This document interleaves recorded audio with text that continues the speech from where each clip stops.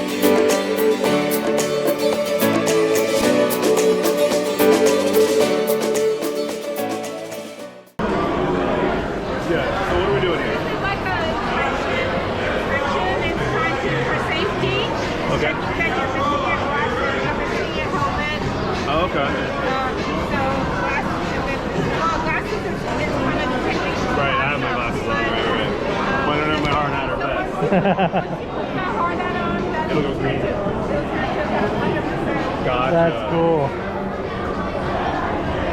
We need this for the lab. Yeah. When people aren't doing it. For automatically detection safety equipment. Right, yeah, that's cool. When you go into it.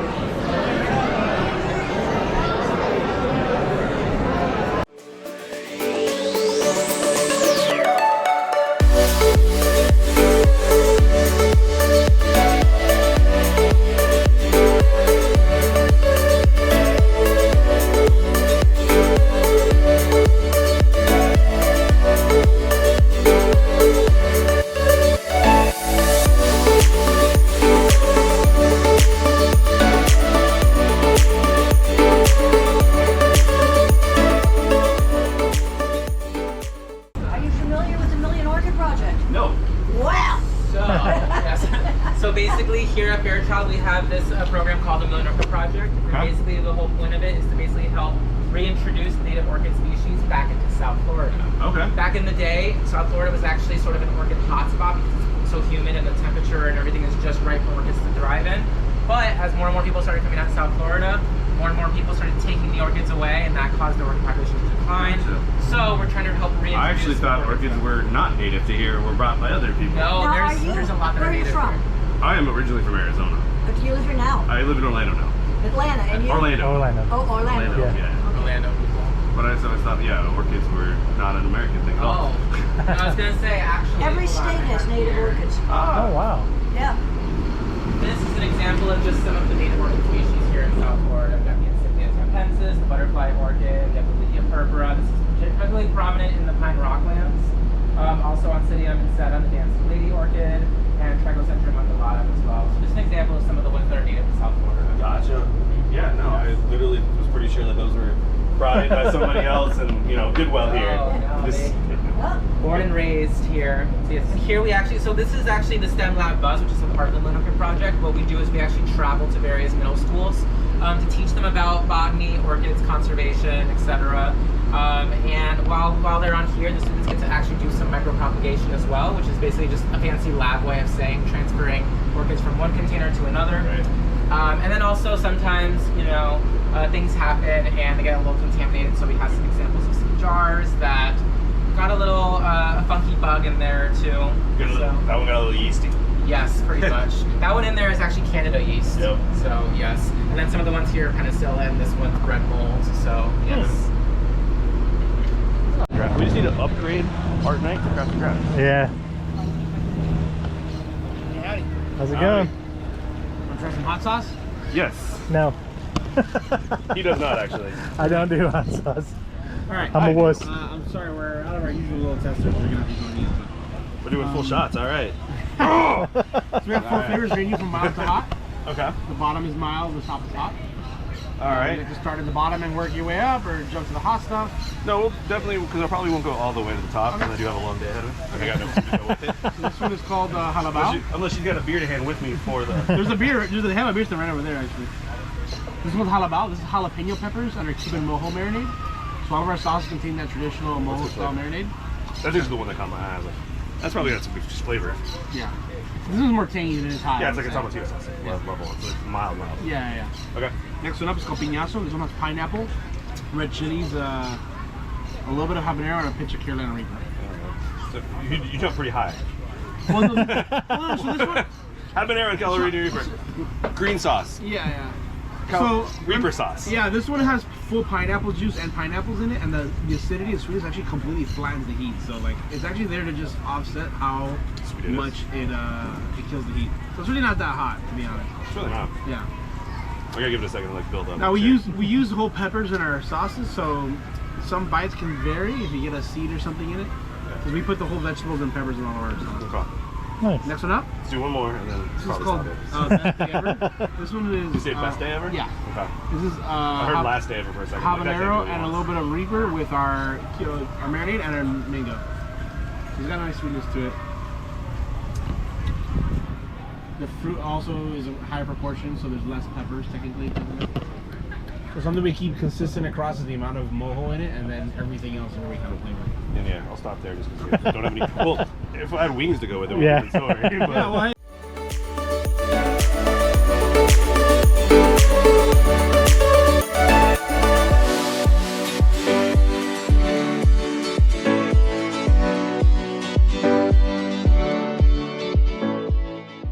I don't want. There's too many words. This is a 3D Clinostack. Essentially, it's a device that spins in 3D to simulate microgravity. So the goal is to put a plant in the middle and have it grow in a microgravity environment, so we can see how it would grow in an environment like space or on planets with different gravities than Earth. Right now, it's not fully functional. Our battery's dead. But this was Mark 1, and it's very rough around the edges. If you look over there, that team, I think, I don't know where they are anymore. I think There was another one there that had a There was another one there, Okay. the 5th generation. Looked a lot neater and a lot nicer, but this was our Gen 1. Learned a lot from this one, a lot of mistakes. But And did you grow anything with it, or? not yet. We haven't Yeah. gotten to that. We haven't gotten Okay. to that. I don't even That know is if they've that is gotten to next that. year. Okay. This is a legacy project, so we carry this down to the next year that wants to work on this and so on and so forth. So they improve where we fell short, but they have a starting point. right. Oh, nice. Yeah, That's we- cool. It's much easier to modify than one previously Exactly. Yeah. than try to So start we- everything from scratch and never get anywhere. Right, exactly. So next year we give them this, and then that's when they start working on the middle. That's when they start working on the We're gonna leave them with the frame, the lights, and several 3D models of the corners, the pieces, unless they want to do it more. Right. Because theirs was more rectangular. It was wider, and the base ran around into each other. We have to use wood because we didn't have the time for that. Yeah. Cool. Theirs had been modified, so last year they had one that looked a lot like this. For one plant, they modified it so it's not two plants spinning together. It just looks like a big rectangle. So do you need to come up with some sort of way to make a little bit of gravity to give the roots a direction feed? Is that what the idea is, or is it just to focus on like why do we have to spin something in microgravity for the plant? Okay, can't we just Because they want to this project is somewhat feeding into NASA's Artemis project of Right. like going to other planets and like moon bases and all that. And the idea is instead of having to send plants up to like the ISS to study how they grow, we can study them here on Earth. Okay. A lot more efficiently And with cheaper. devices like this. Yeah. Yeah. So it's a lot cheaper to build this than to send something into space. Right. Right.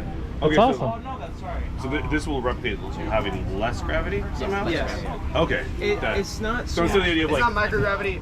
They had a very cool presentation on it where they showed the charts and stuff of mapping it all out, and they got to 0.00073 gravity. Okay. Like, The idea is that by the plant spinning, you trick it by not knowing which way is up because you're. Okay, so the opposite of what I was thinking you were trying Right. to Perfect. No, that makes sense. That's awesome. Yeah, cool.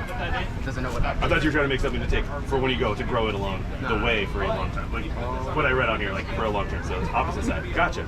Makes sense. Cool. Thank you for the Thanks, guys. information. Yeah, of course.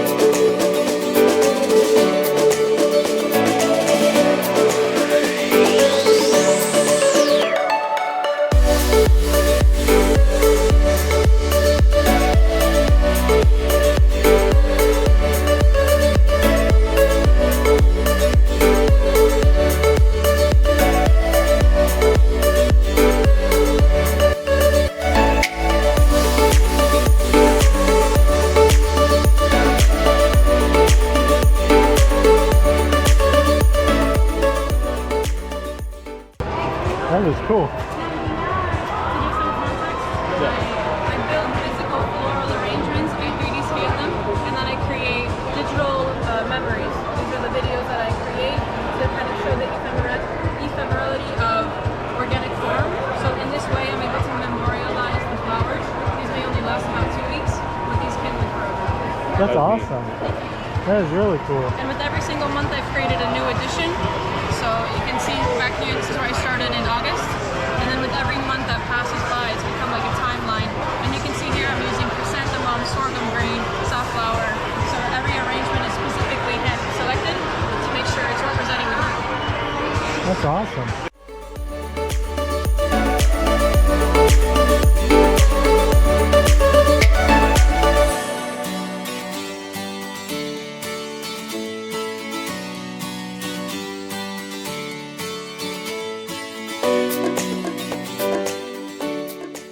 That's awesome. Do you design these yourself? Yes, I do. Wow. Yeah, I do it on the computer.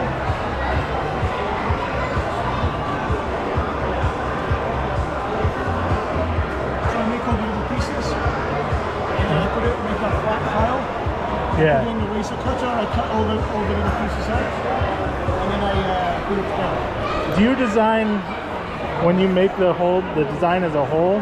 Do you make like a design, like do you make this as a solid piece first and then figure out how to do little pieces? No, I make little pieces first. Wow, that's crazy. That's awesome. Good job, man. Thanks.